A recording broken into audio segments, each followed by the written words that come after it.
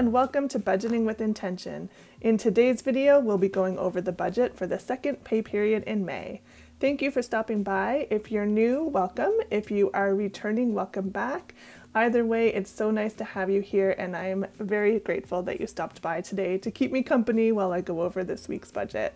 If you are new, we are a family of 3 living on the east coast of Canada, and this channel is mostly just me sitting down doing these videos as a way to keep myself accountable to our budget and make sure I'm being intentional with our spending.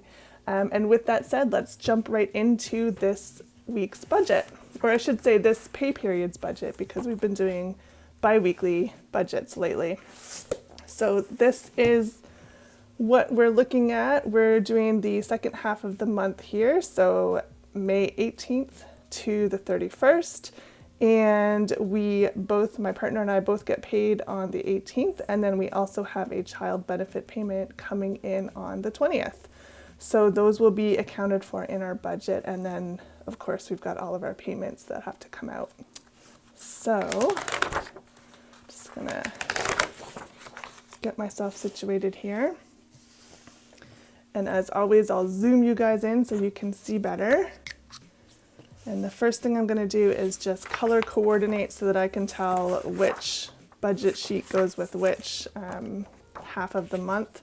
I like to do this because it's just the way my brain works, I guess. I'm a very visual person, so if I can see something at a glance and I don't have to actually get in and read, it's a much better. Okay, so that is done. And then I guess we'll just start right in with the income. So our wages and our child benefit all together add up to $17.45. And then we've also got cash that we'll be using, which is $280. And then all together, that adds up to plus 280, 2025. So that's what we're working with for the next 2 weeks. And then down into our bills, we've got a car payment of $170, and then childcare $375. And if you're new here, these numbers are all rounded just to make it easier. When I go back and do the actual numbers at the end of the budget, I'll take it out to the penny. But for the planning portion, I just round it and just to get a general idea, make sure I have enough money, etc. So TFSA is our tax-free savings account. That's just a long-term tax-free account with the Government of Canada, and that is $25 every 2 weeks. RESP is, let me see if I can remember this, Registered Education Savings Plan, I believe. And again, that's a government savings plan for our kids' education. So cell phones are $105, and then speech therapy is $83. Let's add that up. $170, $375, $25, $105, and $83. So altogether, that comes out to $783.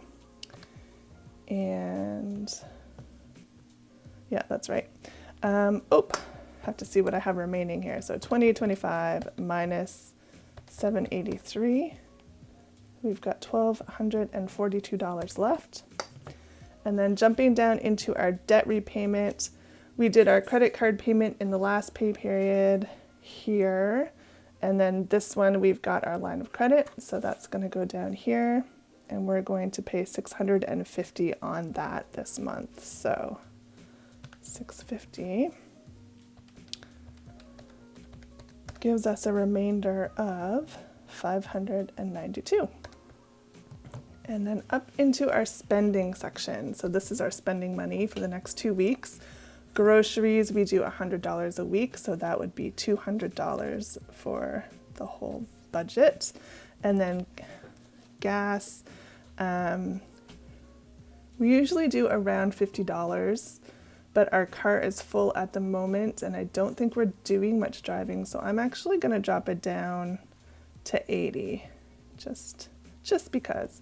And then pantry and household, it's $10 a week, so that's $20.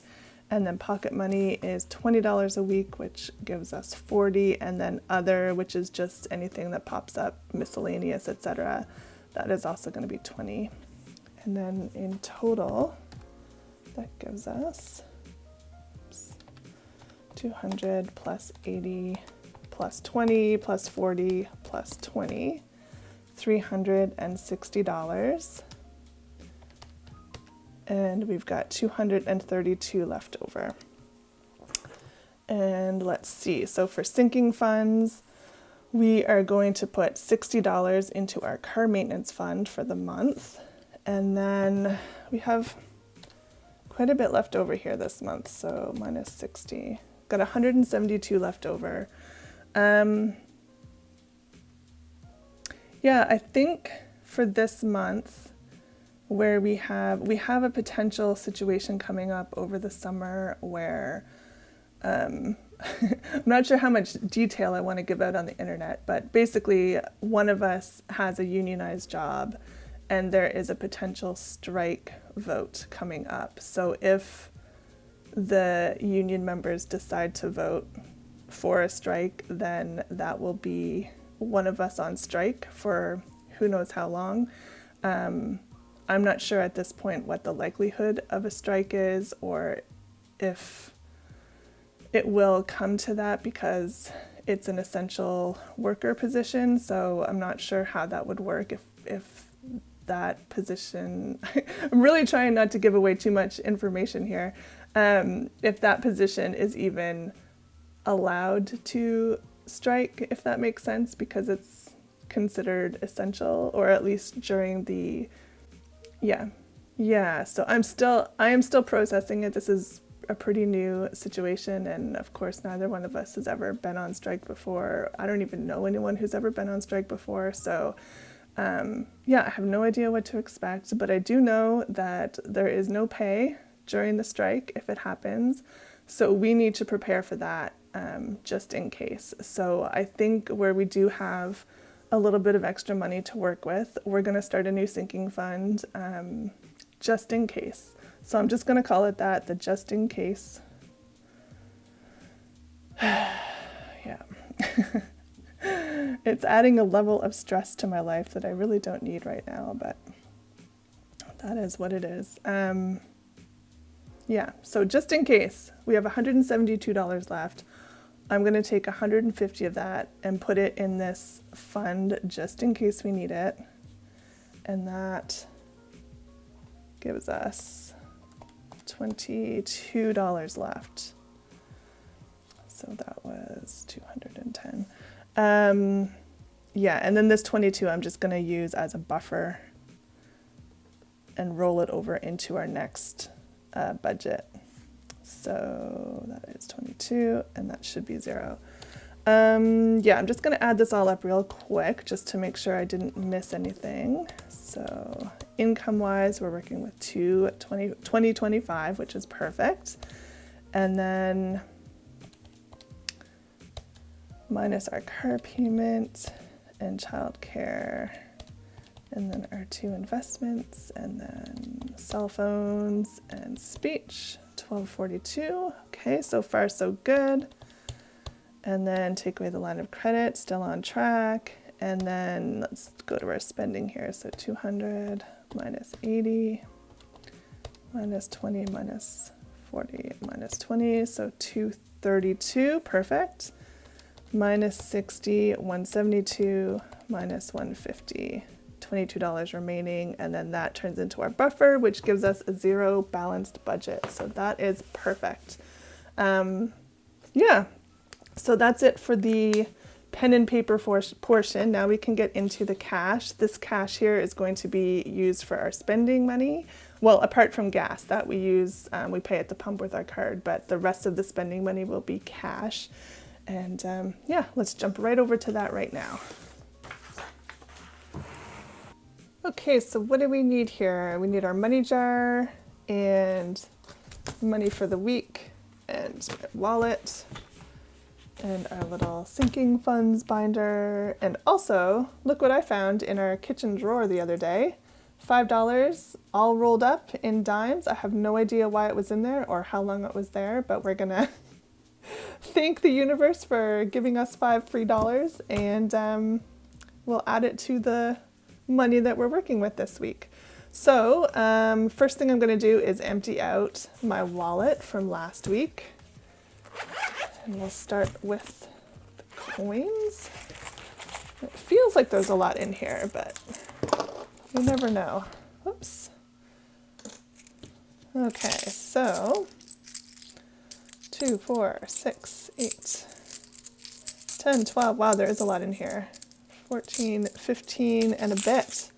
And then another $5, so probably 20 bucks, 20 some dollars going into our Christmas fund for the year. So that's good. It's a nice addition.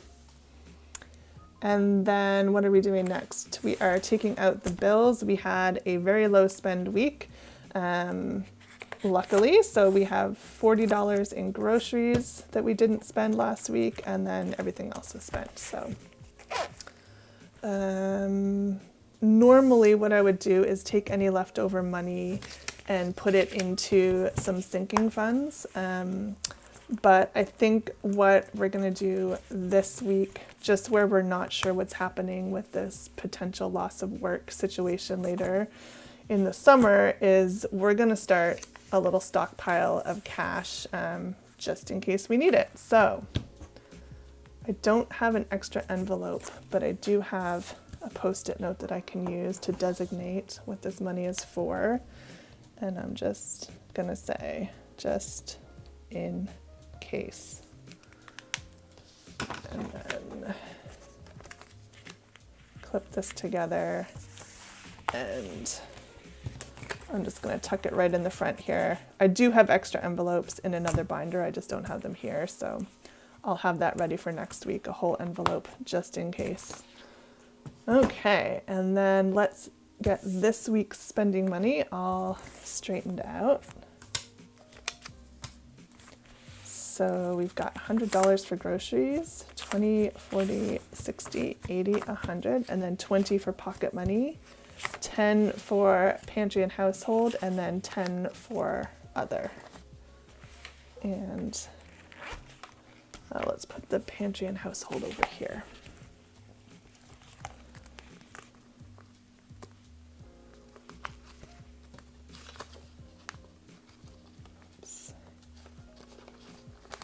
Doesn't want to go in there. Okay, so $10 into the pantry and household envelope.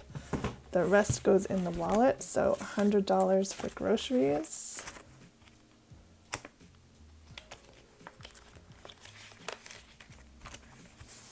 $10 for personal spending. And then, no, $20, sorry. $100 for groceries, $20 for personal spending, and $10 for miscellaneous. Okay, so that is that for the cash. And I guess that's that for the video. That was not too bad. Yeah, thank you so much for watching. If you've ever been in a situation where you or a loved one had to go on strike, let me know how it went. How did you prepare? How long did it last? Yeah, all those things. I have no idea. This is out of my spectrum of knowledge here. Yeah, but thank you for watching. Thank you for supporting the channel. If you haven't already, feel free to subscribe, comment below, like the video. If you have a channel here on YouTube, let me know what it is, and I will definitely pop over and support you as well. Thank you again, and have a great day. Bye.